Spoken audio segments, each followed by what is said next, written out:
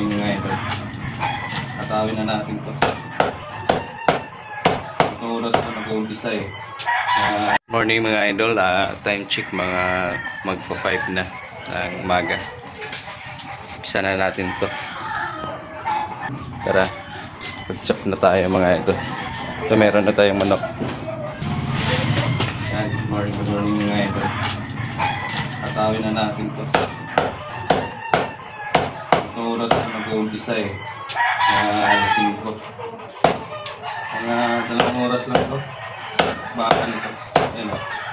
Ganito lang mag-cut ng manok pang prito ba? Ganito lang.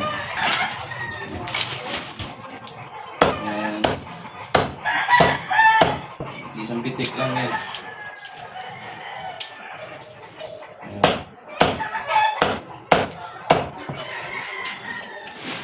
Para ano mga ito. Yung iba nagsasabi, ano tao? Maliit. Okay, maniwala ito dahil mahalang bilihin eh. Kung nyo sundin yung customer nyo, dapat kayo yung susunod dahil malugi kayo pagka sundin nyo yung customer. Good size lang kumain ko lang.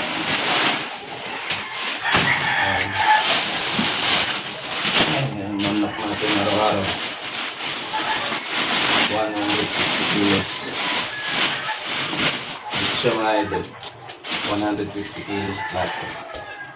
Isang araw namin. Bali, 6 na peso lang ito mga idol. Simplihan mo lang pag nag-target.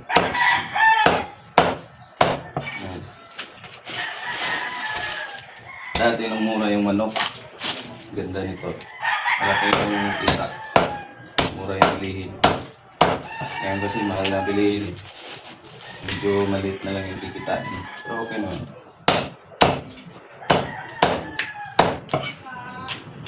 Mura ang manok. Tapos bili. Sa lugar na ito walang isa nagtitinda ng ganito. Sa loob ng 2 taon.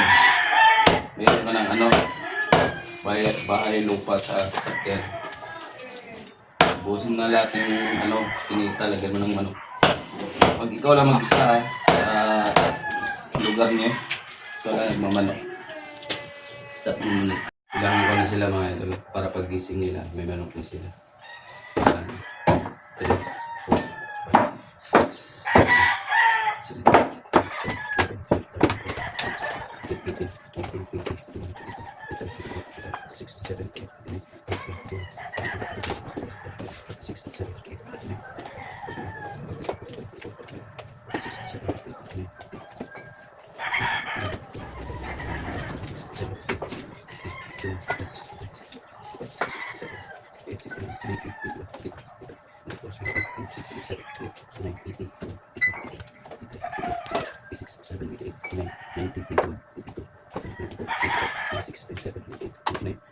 okay, nagbalik 200 mga idol. Tapos ito siya, para mabilis ka magbilang, dalawa-dalawa. Sa nandaglawa, bali 200 to.